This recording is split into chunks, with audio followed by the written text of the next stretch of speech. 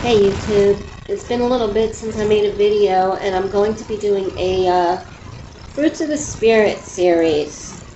There's so many videos on YouTube, and when I started this channel I wanted to be prophecy and warnings and teachings. And there's so many people speaking about the same things, it's just kind of hard to find a place on YouTube because I want to be different, but my difference is basically everyone else is doing it now. So I'm just going to go back to the basics. We all have a different spin on things. And I wanted to teach about love, because our idea of love is way different than what Jesus said it is. My favorite verse is, "There is no greater the love than a man lay his life down for his friends. He first loved us. Nothing separates us from the love of God." There's so many beautiful verses. Corinthians 13 is another one. Love is patient, love is kind. If you ever want to know if you are not walking in the fruits of the Spirit and loving, read Corinthians 13 and go down the list and compare each of your actions. Are you patient? Are you kind? Because I really think the best way to go about the fruits of the Spirit and the fruits of the flesh, I think pride pretty much goes and covers most of the fruits of the flesh, and love covers most of the fruits of the Spirit. Now, where we get it wrong is a lot of people think love is just letting people do what they want, and that's not what Jesus said love was. If we're supposed to be holy as he is holy, we're supposed to be leaving sin, putting down sin. So his idea of love is quite different than what we see it as. And if we're looking for love and needing it and wanting it, the best way is to give it. In the kingdom of heaven, it's so opposite than what we do down here. When you need something, you give it.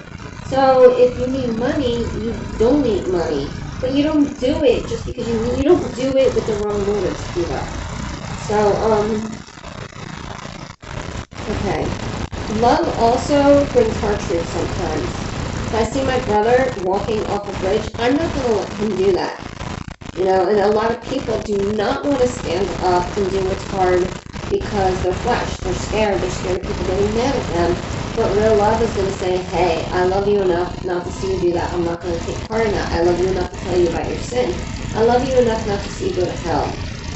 That's the difference with Jesus' love. The next thing I want to say is, when you are abused most of your life, when you're rejected, it could be very hard to let Jesus in and understand that his love is unconditional. But I tell you and invite you, it says we're precious in his sight, to let him love on you. Be open, be honest with him, come to him like he's your best friend. Tell him everything. Tell him all your traumas, all your hurts. Worship, praise, pray, read your word.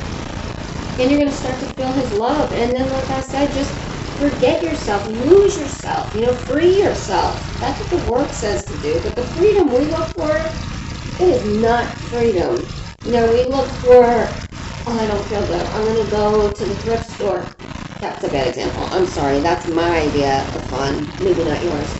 But I don't feel good. We're going to go shopping. We're going to go get some food, But in the kingdom of heaven, you get all that stuff by serving.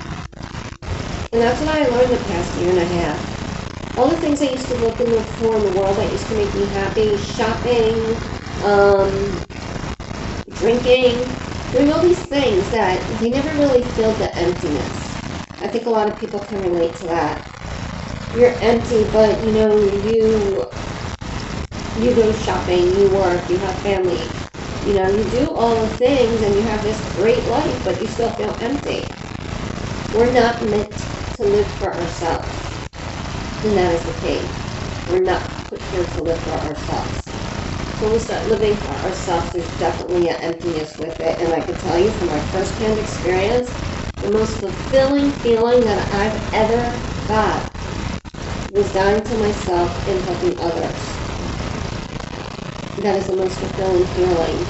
So I'm also saying, guard your heart. Stay away from people. If you're on this road with Christ, and I've learned this, and sadly, I found this out from other Christians. There are other Christians that, they are really not fully dedicated in their hearts yet.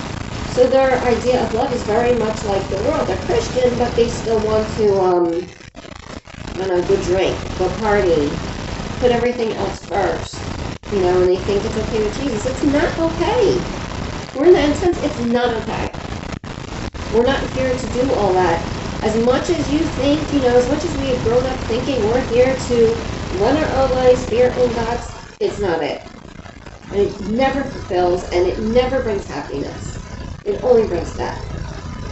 So I encourage you, read the Word, check what I say by the Spirit, confirm it, and go serve and live for someone else. I pray this word blessed you. If you want to donate to this ministry, I'm going to leave my cash up at the bottom. Donations are always of what you feel. I don't ask for donations from anyone, but I really hope this word blesses you.